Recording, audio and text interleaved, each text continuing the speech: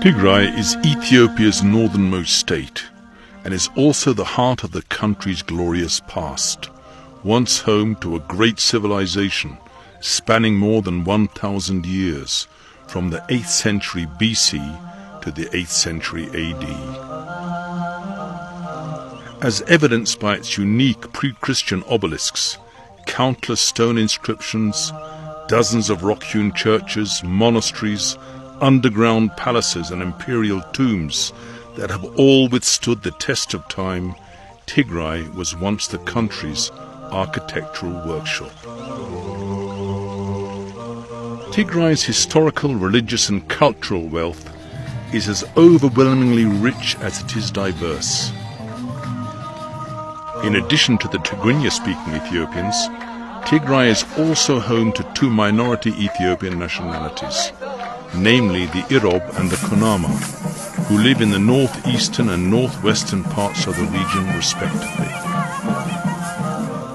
Tigray shares borders with the Afar region to the east, Eritrea to the north, Sudan to the west, and the Amhara regional state to the south. From end to end, Tigray is steeped in history that goes as far back as some 3,000 years. One of Tigray's unique edifices of great historical, archeological and architectural significance is the Temple of Yeha. Some 60 kilometers east of Axum, the temple at Yeha is thought to have been built in the 8th century BC. Standing for more than 2.5 millennia, it is the oldest building in sub-Saharan Africa.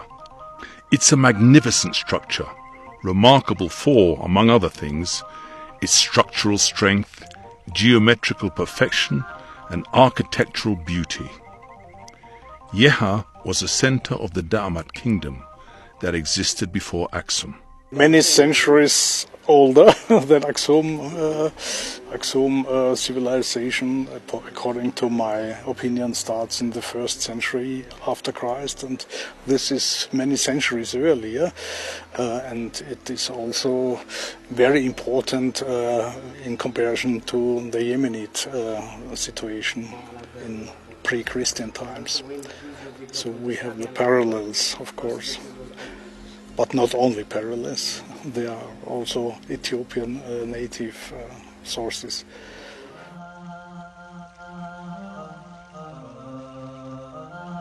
Axum was the heart from which the pulse of this great civilization throbbed.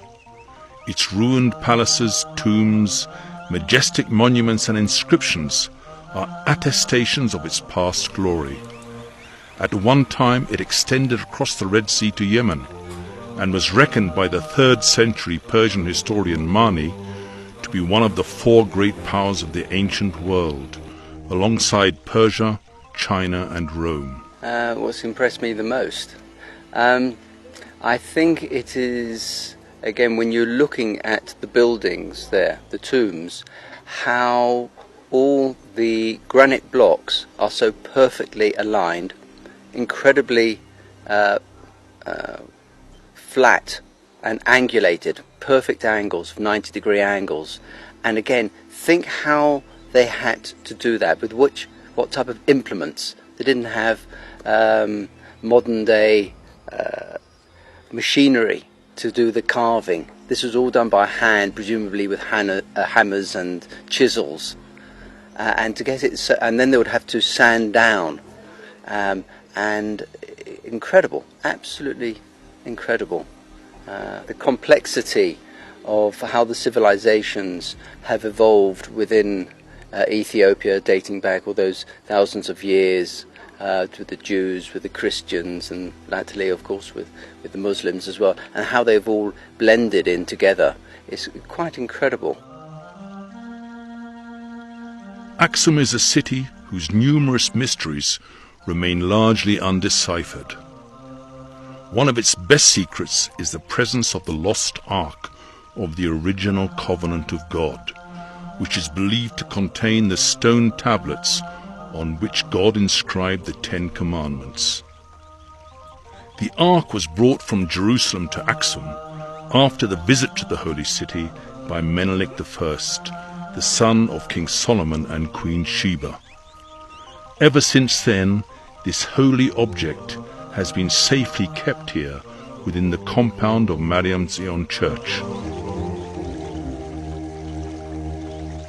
The well-laid-out Axum Archaeological Museum inside the northern Stelae field contains an interesting variety of objects found in the tombs, ranging from ordinary household objects, such as lamps and incense burners, to quite sophisticated glassware, beautiful lion gargoyles, a charming pot shaped like a three-legged bird, well-preserved Sabaean and Ge'ez inscriptions dating back over 2,500 years, an amphora from Turkey or Cyprus that provides evidence of ancient trading routes, and a particularly nice collection of Axumite coins. The Axumite Kingdom was famous for its economic prosperity, architectural ingenuity, and cultural vibrancy. Arguably, the obelisks in the ancient city of Axum are the best-known legacies of this great civilization. Beneath these obelisks are found royal tombs, and what is certain is that these obelisks have no comparison anywhere in the world, being the largest single pieces of stone ever erected. I think it's very nice. The excavation site and the steles are very beautiful and impressive, I would say, because they are so old and you can really see it's just one piece, which is amazing. In Egypt, many of the pyramids are made from stone blocks, and we can see the steles, which are, I think, unique, maybe.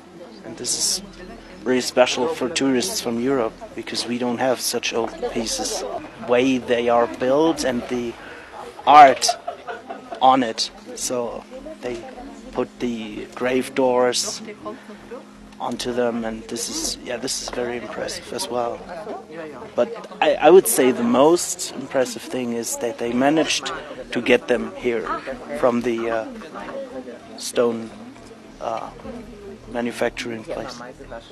How they pulled it, for example, it's amazing. The largest and heaviest of all is the fallen obelisk. Decorated on all of its four sides, this 13-story obelisk is 33 meters high and 4 meters wide. Its estimated weight exceeds 500 tons. With 11 stories, the second largest obelisk is 26 meters high. It is decorated on all four sides too. Looted by fascist Italy in 1937, it was taken to Rome in 3 pieces. It took 7 decades before Italy finally gave in to the intense diplomatic and popular pressure from Ethiopia and friends of Ethiopia to return the stolen obelisk to its rightful owners. This is the third largest and still standing obelisk. This 10-story obelisk has remained in the same place and position ever since its erection. These unique and magnificent obelisks symbolize Axum's technological superiority. Even today, it is still not understood how these massive monolithic edifices were quarried, transported more than 4 kilometers and erected.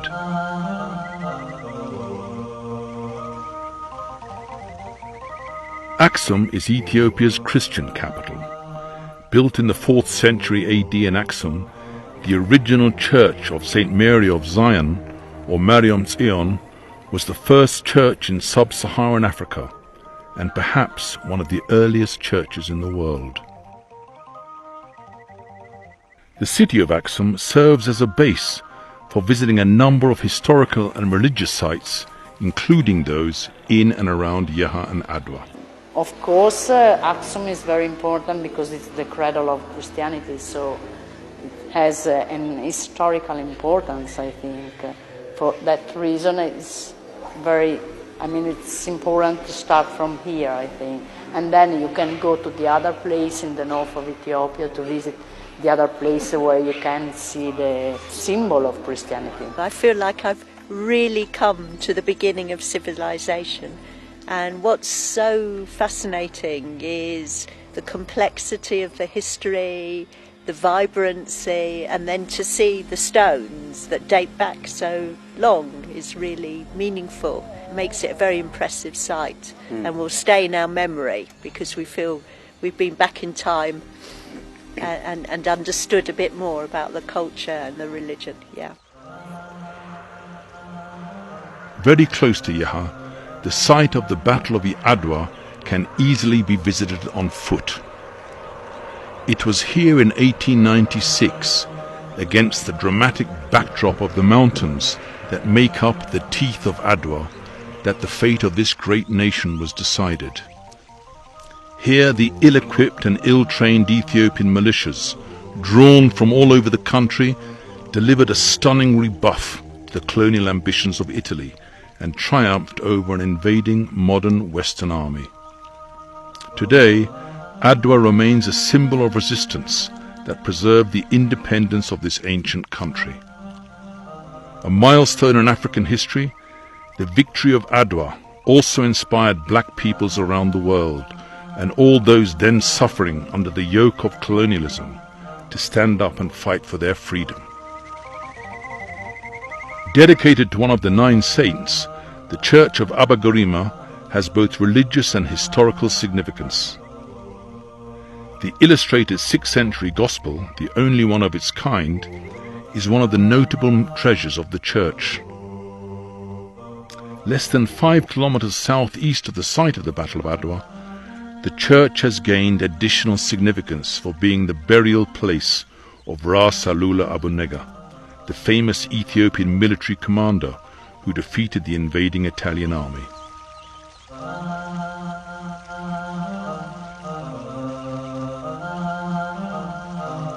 Tembien is located in south-central Tigray. With its range of mountains, deep gorges and flowing river, Tembien provides many examples of the striking natural beauty for which Tigray is rightly proud. It also houses the region's only hydropower dam on the Tekeze River, one of the tributaries of the Nile and the man-made lake upstream. The Mekele Abiadi Adwa Road takes the traveller through a very scenic terrain. One could take a short detour from the road to visit some of the rock-hewn churches in the area. Abba Yohane is perhaps the most famous rock-hewn church of the area. This rock-hewn church is believed to have been built in the 14th century.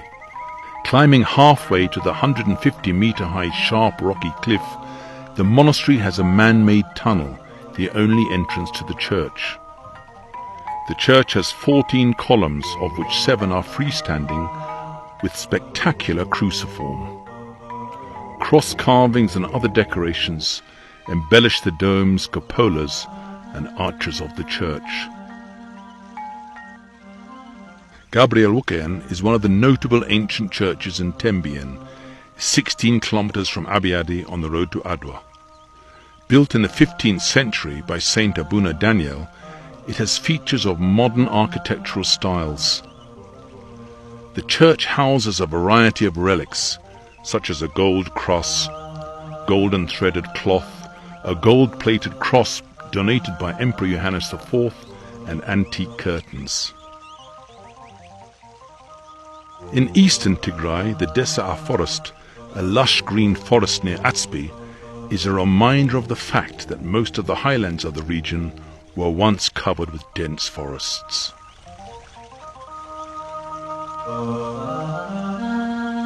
During the off-farm season, it's exciting to see long caravans of camels, mules and donkeys traveling to the famous salt route to the Afar Depression. Mikhaelemba is one of the churches in the Atsbi area. With an interior area of 140 square meters, the church is perhaps the most spacious of all the rock-hewn churches in Tigray.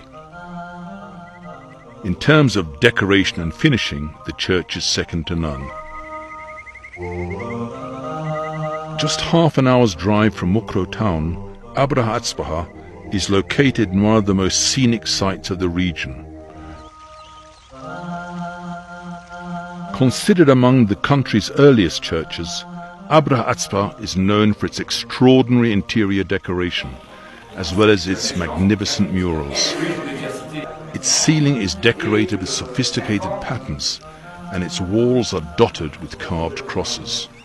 Without doubt, Abra Atzpa as a rock church is an architectural masterpiece. Architecturally, it's said to be Tigray's finest.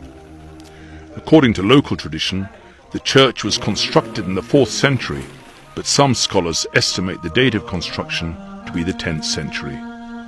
What is certain is that it was built well before the famous rock churches of Lalibela, where the level of sophistication of rock-hewn architecture reached its peak. I feel all the weight and the marvel of such an ancient historical sites. So I'm very impressed, because we also in Italy have very ancient churches, but so old, really very few. And so I'm very glad to can visit a church coming from the 4th century after Jesus Christ. Located on the southwest outskirt of the town of Wukro, Adi Akaweh is a recently discovered archaeological site. The discovery of the site has triggered much excitement and interest among archaeologists. German and Ethiopian archaeologists have discovered a number of objects, including a statue of a seated woman, an altar with a Sabaean inscription, and a partially inscribed podium. To the surprise of archaeologists, the inscription mentions the pre-Axumite Damat Kingdom and the Temple of Yeha. From the evidence assembled, the site is tentatively dated back to the 6th or 7th century BC. The Wukro Archaeological Museum is up and running in the town of Wukro, 42 kilometers from the regional capital, to preserve these and numerous other heritages excavated from the sites of Wukrida and Mariam Hanza. One of the least known histories in Ethiopia is the contribution Tigray made to the protection of Islam in the early stages of its development. The early followers of the Prophet Muhammad, facing persecution in Mecca from the Quraysh, in 615 sought and were granted asylum by the king of that part of Ethiopia, whom the Arabs called Negash al-Habashat. The first group was joined later by another 100 refugees, including the Prophet's daughter Ruqayya, his future wives Habiba and Salama, and his cousin Ja'far Abu Talib. When asked by the rulers of Mecca to return the exiles, the Ethiopian king refused, even if offered a mountain of gold. The generosity and principled behavior of the king impressed the Prophet Muhammad to such an extent that he exempted Ethiopia from jihad, or holy war. The remains of King Negash and those of the exiles who chose to remain in Ethiopia are buried in the compound of the mosque at Negash, 11 kilometers north of Wukro.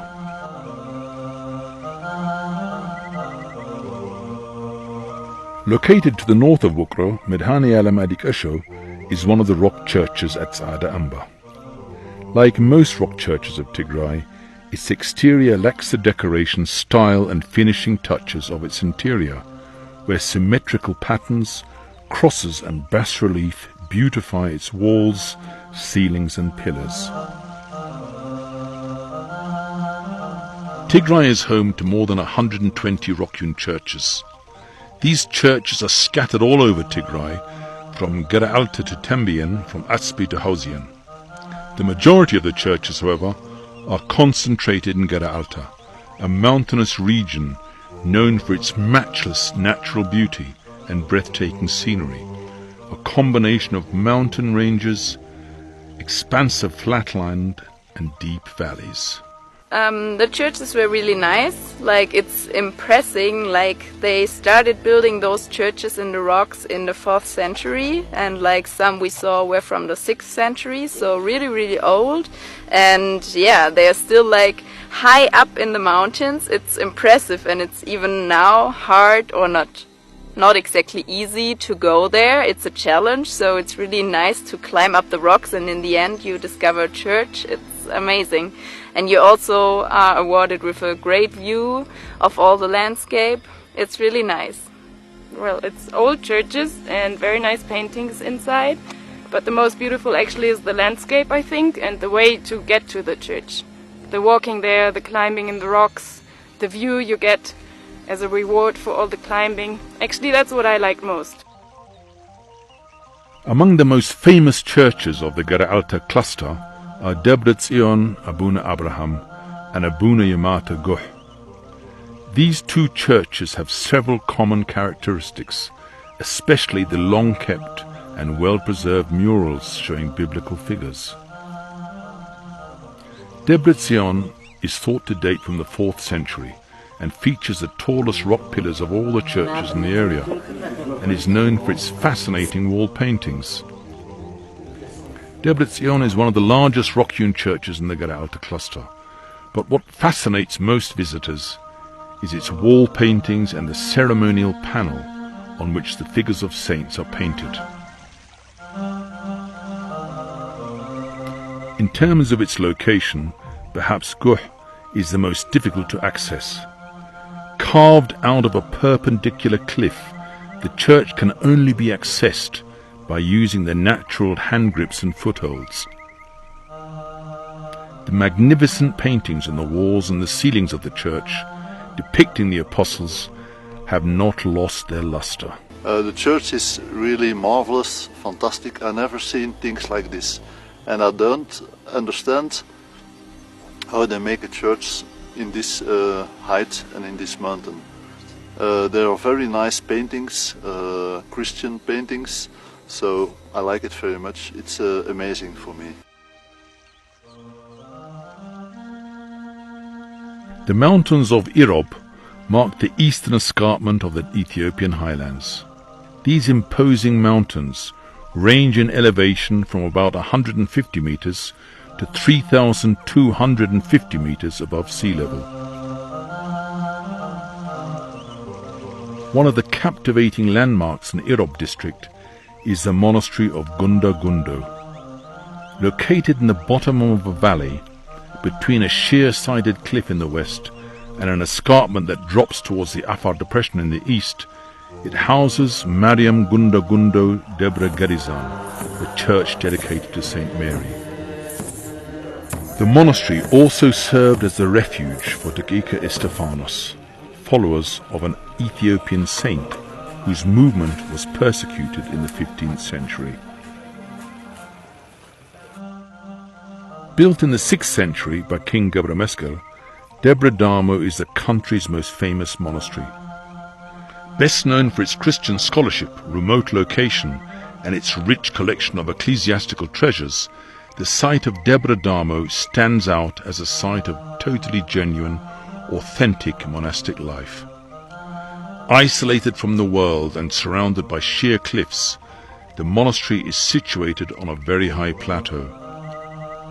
The church can only be accessed by this 15-meter plaited rope, which is hanging down from the top of the cliff. About 300 monks and students live here in these stone and mud dwellings, or hidmos, a common style of construction in rural Tigray. At the western end of the region is Kafta Shararo National Park, in the districts of Kafta Homoro and Tahti Adiabo.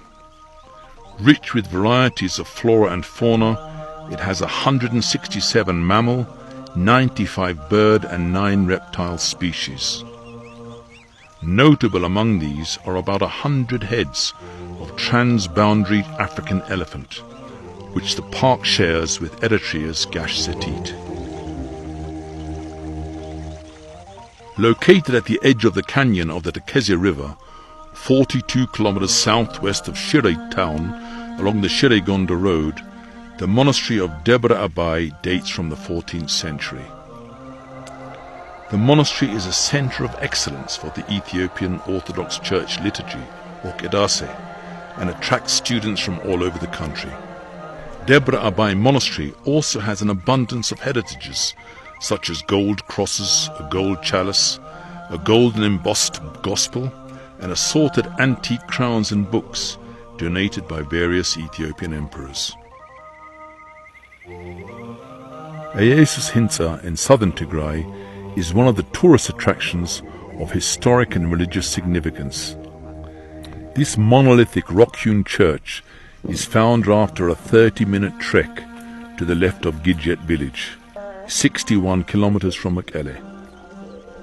It has 2 short doors and 5 windows, mimicking Axumite architectural style. The interior has an attractive architectural design. It is believed to have been built by Abuna Abraham at the end of the 14th or beginning of the 15th centuries. Raya and Azabo is known for its spectacular chains of mountains overlooking fertile lowlands. These natural features have witnessed many landmark episodes in the making of the nation's history. Maijo, the main town of the area, was one of the centers of resistance to the Italian invaders. As has always been the case, many Ethiopians paid the ultimate price to preserve the independence of this ancient nation. At every twist and turn of these roads lie the bones of Ethiopia's freedom fighters who died to keep the torch of freedom burning. With an elevation of 10,000 feet or 4,000 meters above sea level, Sibet is Tigray's highest point. Ideal for climbing, trekking, bird watching and sightseeing, Raya and Azabo is a beautiful place of unparalleled landscapes. Lake Hashenge, located 45 kilometers from Korem, is Tigray's only lake. It is encircled by these amazing mountains, rising up to more than 2,000 meters.